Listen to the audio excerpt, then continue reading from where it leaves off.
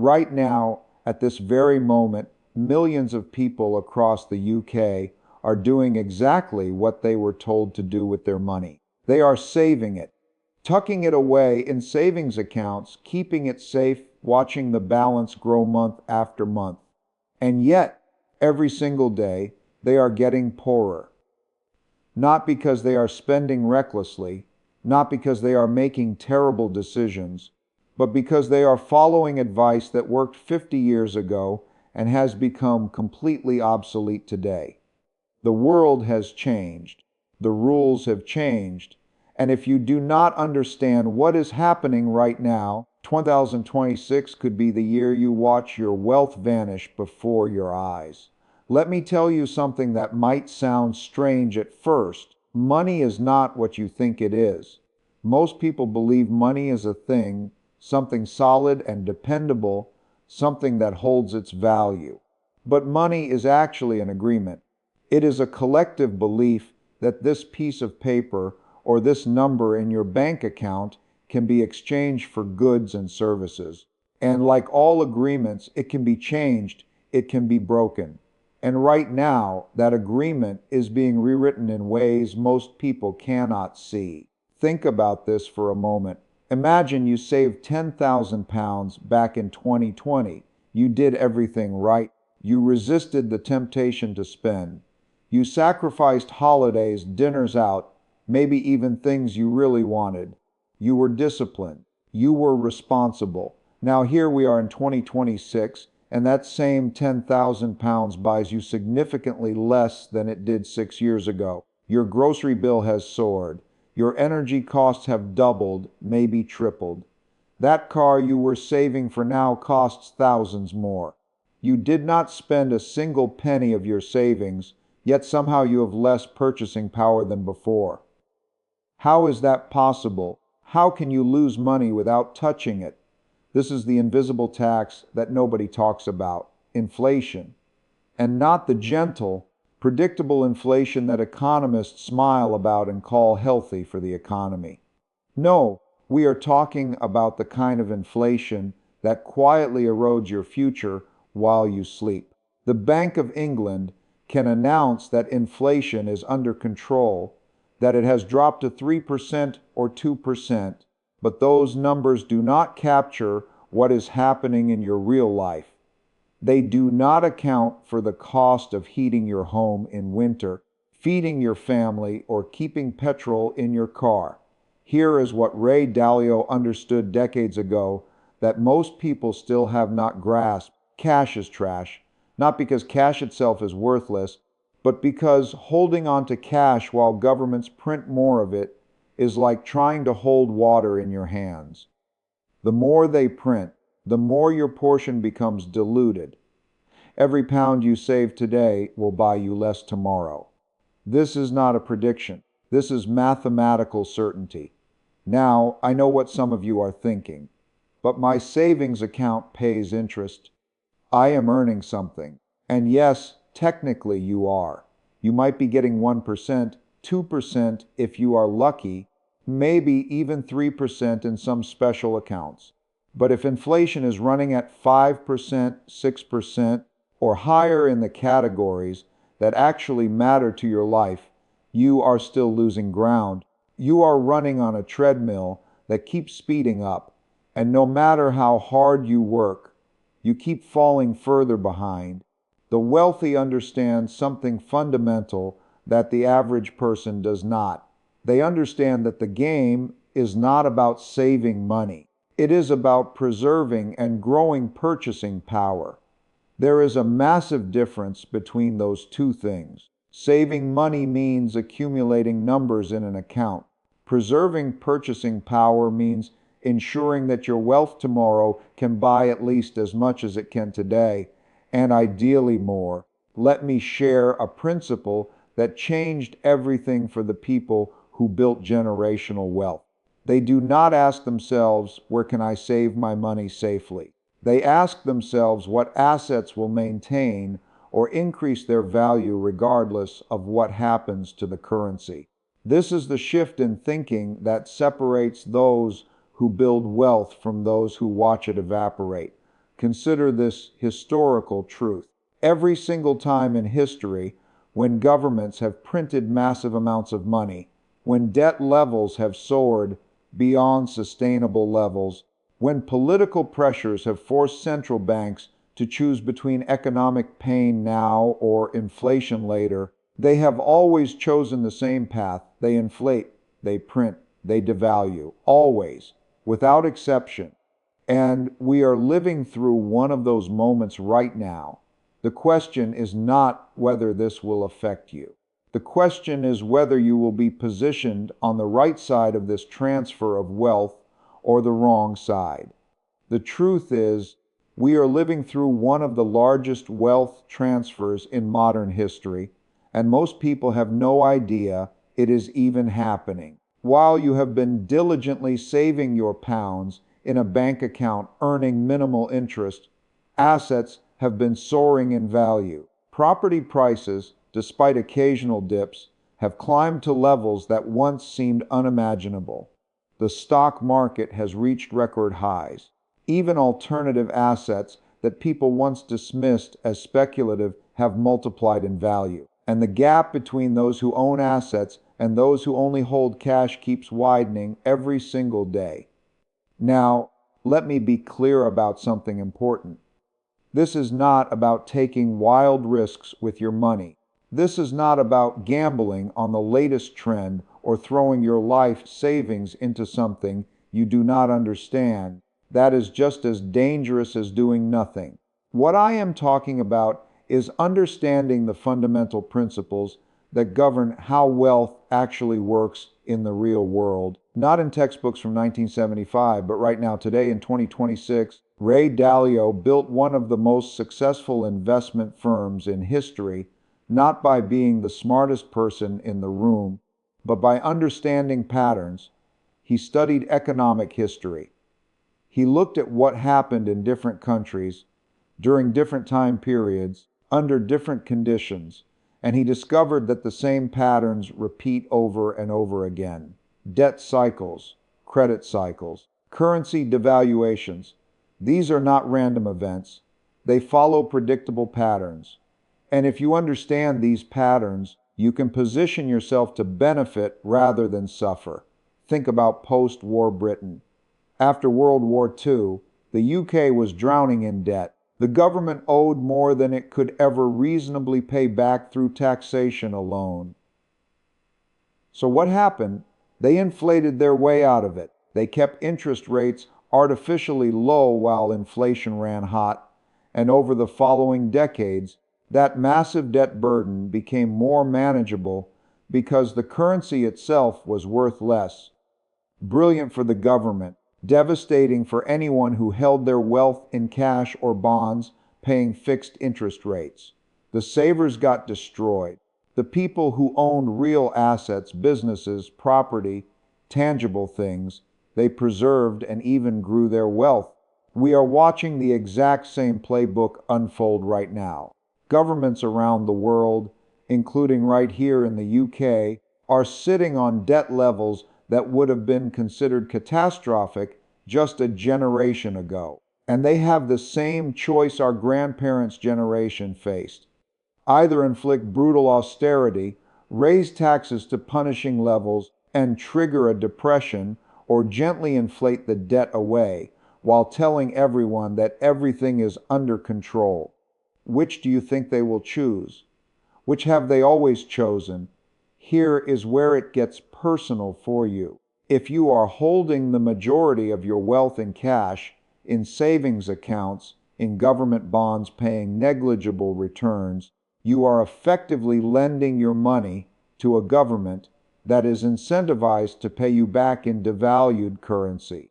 You are volunteering to be on the losing side of this transfer. You are the one funding the inflation that is eating away at your purchasing power. But there is another path. There is a way to position yourself so that inflation works for you instead of against you. The wealthy do not fear inflation. They welcome it because they understand how to use it.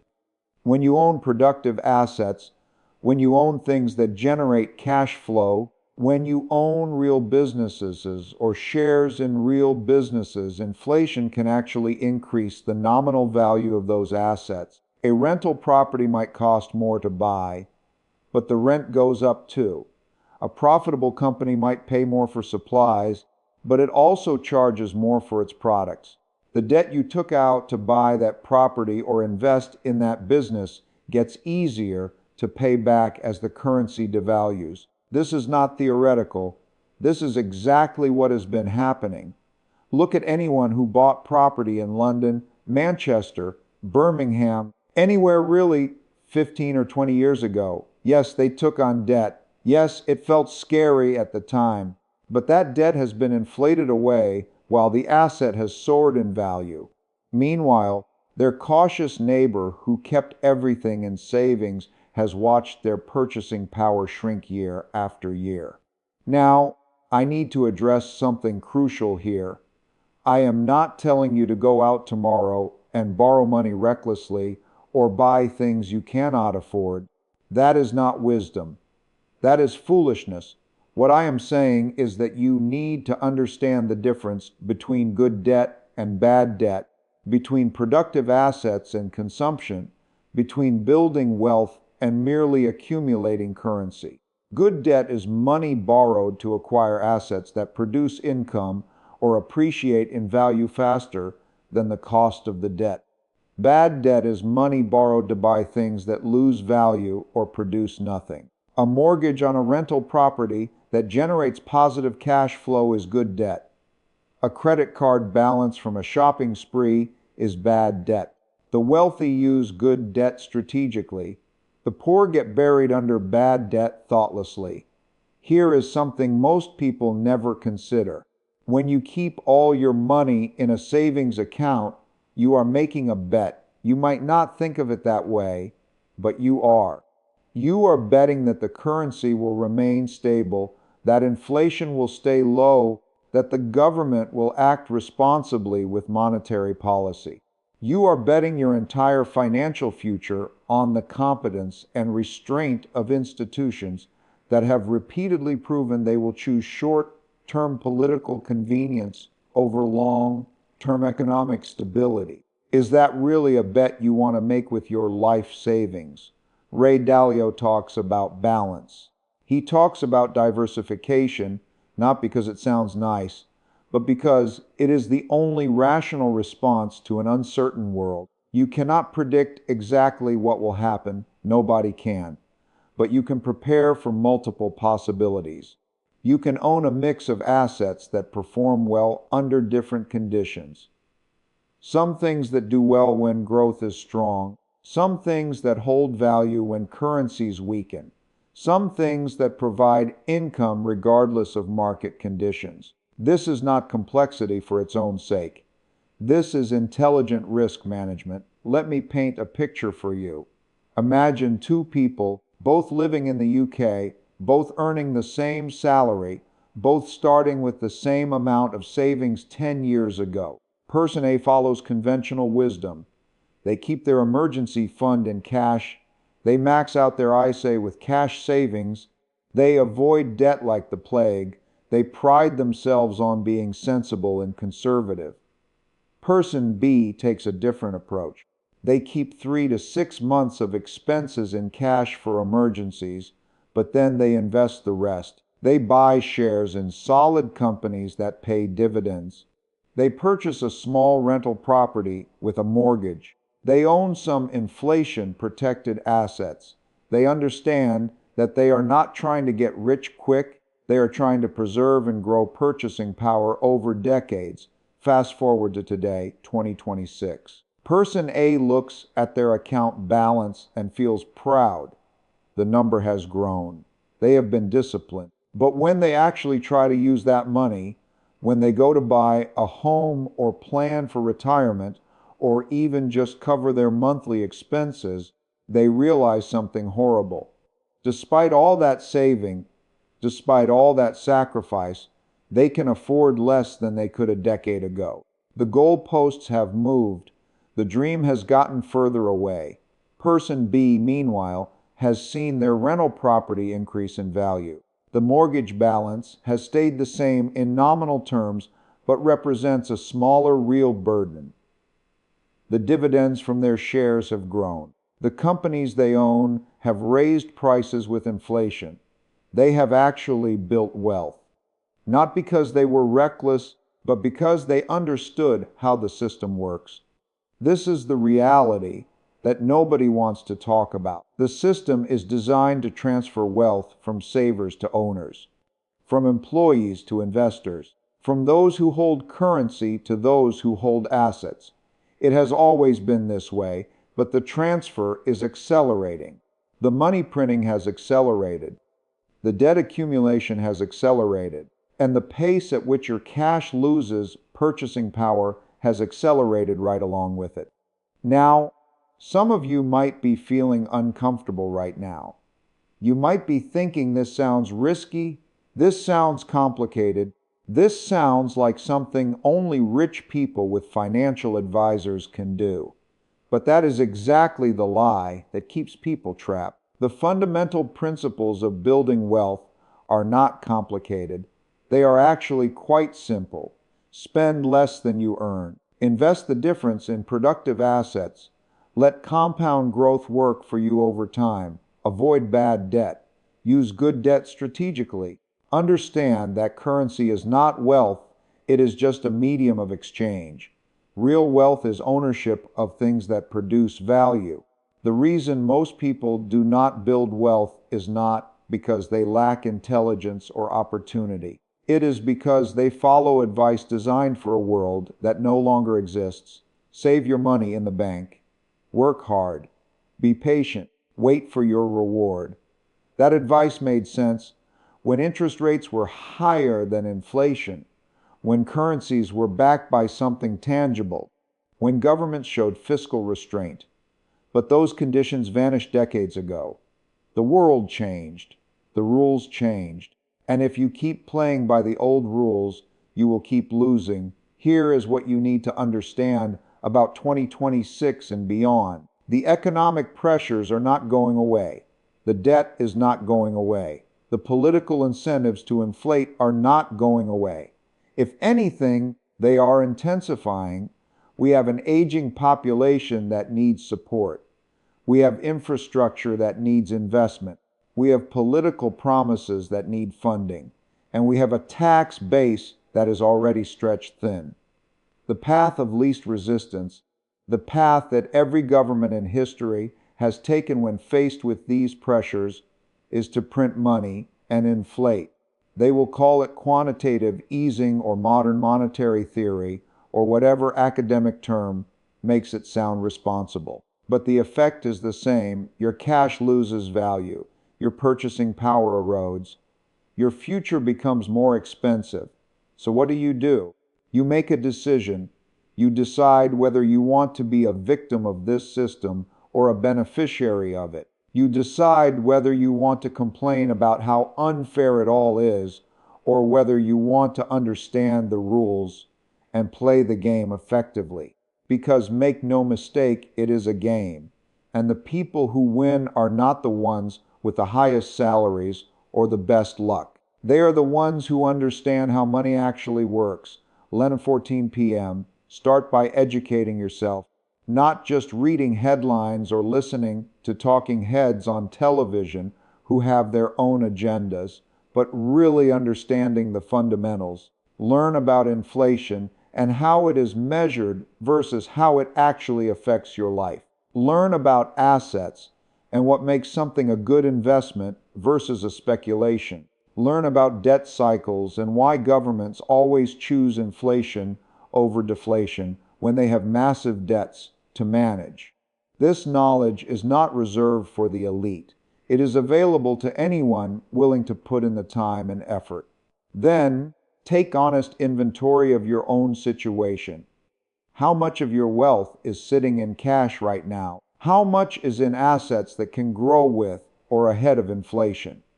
If the answer makes you uncomfortable, that discomfort is valuable. It means you are waking up to reality. Most people sleepwalk through their financial lives doing what their parents did, doing what their friends do, never questioning whether it actually makes sense. That ends today for you. Consider this simple framework that has worked for generations of wealth builders. First, build your foundation. You need emergency savings, 3 to 6 months of expenses in cash or something equally liquid. This is not for investing. This is your safety net. This protects you from having to sell assets at the worst possible time when life throws you a curveball. Once you have that foundation, everything changes. Now your additional savings should be directed toward acquiring assets. What kind of assets? That depends on your situation, your timeline, your risk tolerance. But the principle remains the same. You want things that produce income, appreciate in value, or both. For many people in the UK, that starts with property. Not because property always goes up, it does not, but because it is a tangible asset that provides shelter, generates rental income, and historically has kept pace with or exceeded inflation over long periods. You can finance it with a mortgage, which means you are using the bank's money to buy an asset while inflation erodes the real value of what you owe. But property is not the only option. Businesses are assets. Whether you start your own or buy shares in existing companies through the stock market, you are becoming an owner rather than just a saver. When you own a piece of a productive business, you benefit when that business grows, when it raises prices, when it adapts to changing conditions. You are no longer just hoping your currency holds its value. You own something real that generates real economic value. Some people diversify into commodities, into precious metals, into other stores of value that have maintained purchasing power across centuries and civilizations. Gold has been valuable for 5,000 years, not because of some mass delusion, but because it is scarce, durable, and cannot be printed by governments. When currencies have collapsed throughout history, gold has remained gold.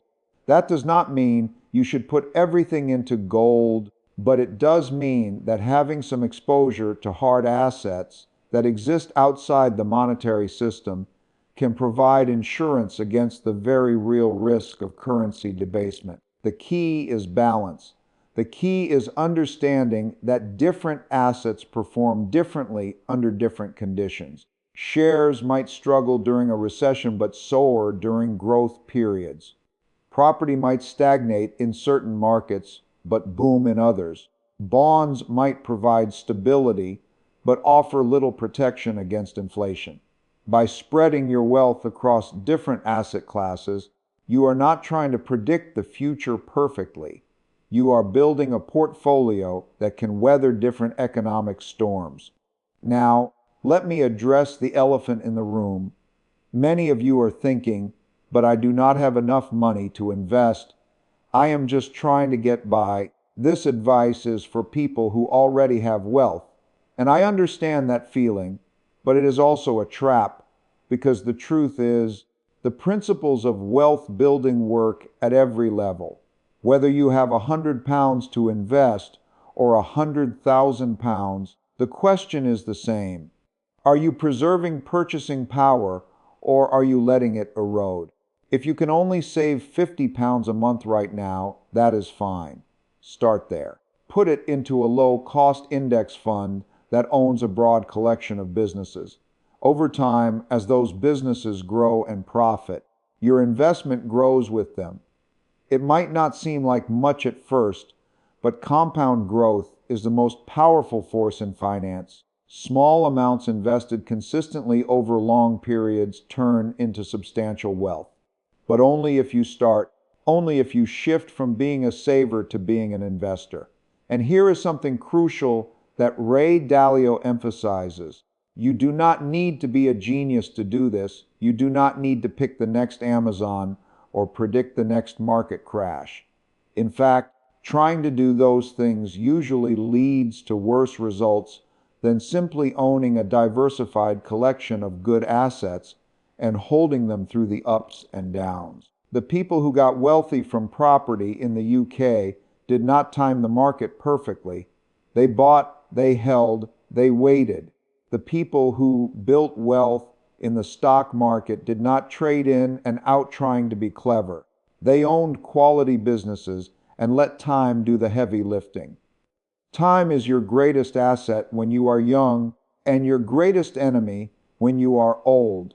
If you are in your 20s or 30s right now, you have decades for your investments to compound. A small amount invested today will grow into something substantial by the time you retire, assuming you choose assets wisely and avoid panicking during downturns. But if you are in your 50s or 60s and you have kept everything in cash, you have very little time to recover from the purchasing power you have already lost. The urgency is real. Let me share something that might change how you think about risk forever. Most people believe that investing in assets is risky and keeping money in the bank is safe. But what if I told you that the opposite is actually true? What if the riskiest thing you can do right now is nothing? When inflation is running higher than your savings account interest rate, doing nothing guarantees you will lose purchasing power.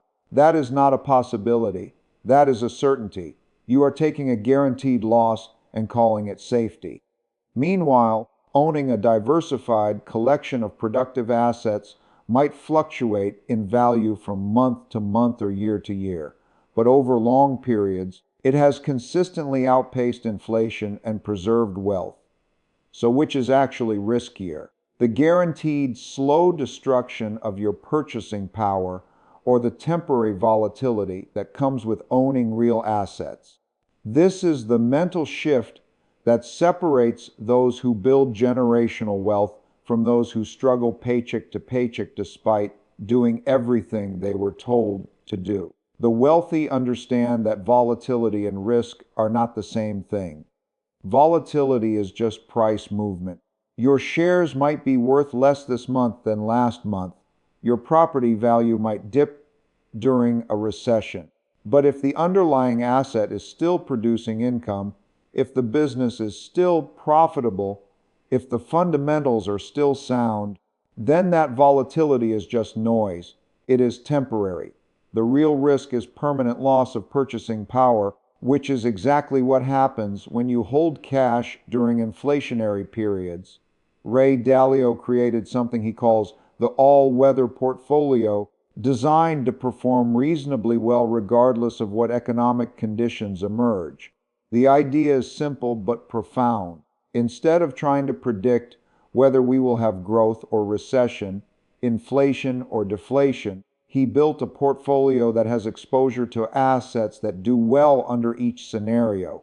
Some stocks for growth periods, some bonds for deflationary periods, some commodities and inflation-protected securities for inflationary periods. The exact allocation is less important than the principle. You are preparing for multiple possible futures instead of betting everything on one outcome.